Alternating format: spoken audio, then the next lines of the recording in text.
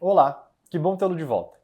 Agora que você já leu o texto, podemos entrar nas análises do conto e discutirmos juntos, trocarmos figurinha do que achamos. Primeiro de tudo, o nome da drugstore, Valhalla. Que curioso, não é? É uma referência à cultura nórdica.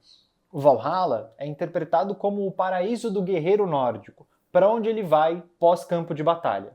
E é muito curioso, porque durante toda a obra é evidente o carinho que tanto o Sr. Marshall como o narrador têm pelo lugar, assim como fica, quando fica, né, na verdade, muito popular pelos clientes que vão lá arriscar o palpite do Jarro de Prata.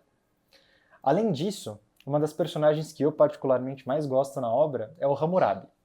O Hammurabi é apresentado como um sujeito egípcio, de 2 metros de altura, muito bonito, e uma espécie de dentista.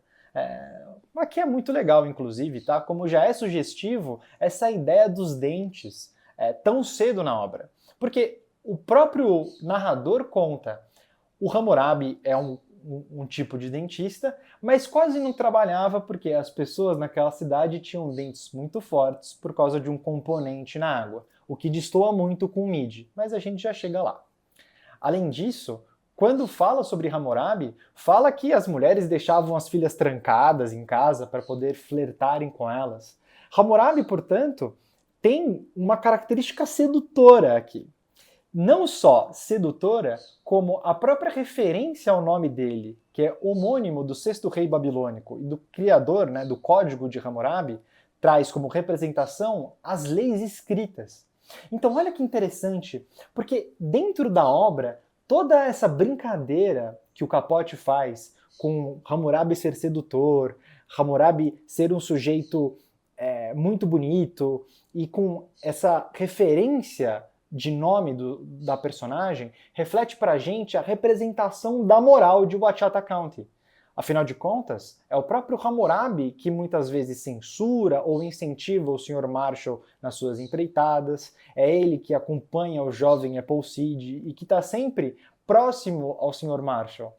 Isso é muito legal, né? Enxergar Hammurabi como a representação da moral. Isso funciona muito bem. Após isso, somos surpreendidos com a chegada de Midi e Appleseed, que aqui é claro. Inicialmente o nome, né? Appleseed, a semente da maçã. Ele é um personagem muito divertido, muito cheio de si, potente, que coloca a sua vontade ao mundo e seja o que Deus quiser. O esforço do rapaz, a origem humilde, tudo isso cria quase uma persona, né, do jovem que vai tentar, por todas as suas, com todas as suas forças e com os meios que ele tem disponível, atingir o grande objetivo dele, que é acertar exatamente o que tem no jarro de prata. A relação entre os dois, Midi e Appleseed, é muito bonita, porque Midi, embora seja mais velha, sofre com autoestima, então ela meio que, em termos comportamentais, tenta cuidar do irmão, inclusive quando ele vai falando sobre a família, ela fala, Appleseed, isso não são assuntos que se falam para as outras pessoas, né? Deixa isso no nível familiar. E Appleseed, tendo toda a autoestima do mundo, se impõe, resolve o problema, se aventura, conversa, isso é uma característica muito boa dele.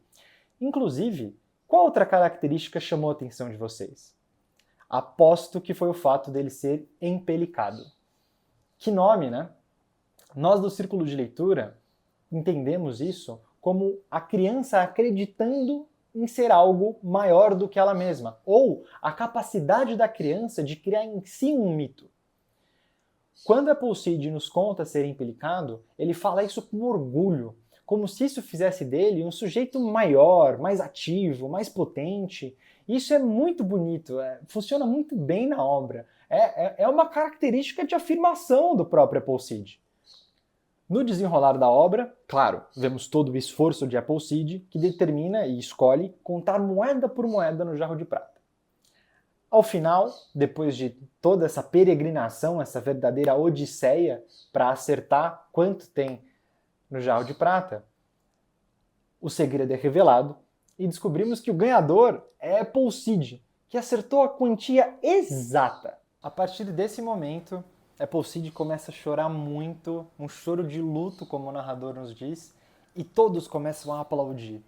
Até o contratado do Rufus McPherson para fazer algazarra, vaiar, é suprimido às palmas e aos gritos de felicidade das pessoas que estavam ali perto. Porém, uma questão que sempre perpetua nos círculos de leitura é: o que de fato aconteceu para ele ganhar? Ele de fato acertou?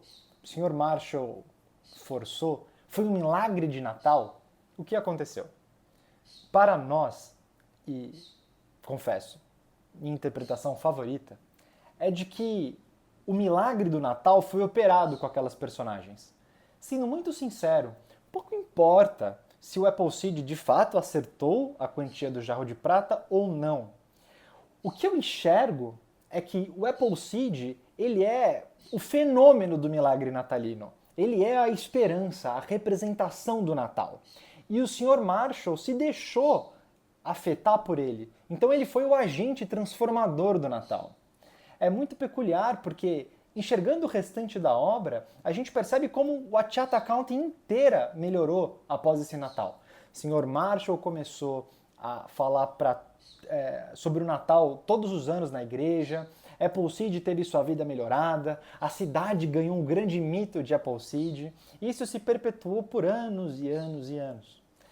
A nossa hipótese, então, é que, na verdade, o importante é acreditar.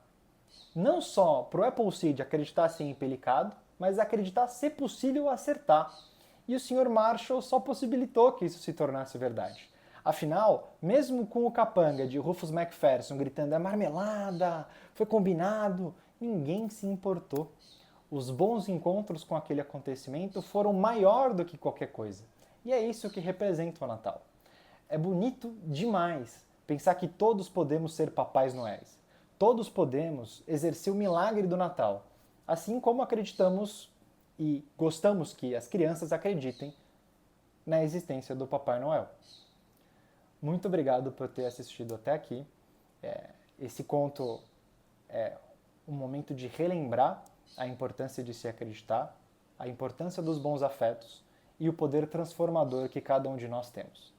Aguardamos vocês em um próximo vídeo, porém, as nossas análises não se encerram por aqui. Comentem o que vocês acharam sobre o livro, quais foram as suas análises, se vocês concordam ou discordam de mim, que eu tenho certeza que eu e toda a equipe do Círculos de Leitura iremos adorar ler. Muito obrigado e até a próxima.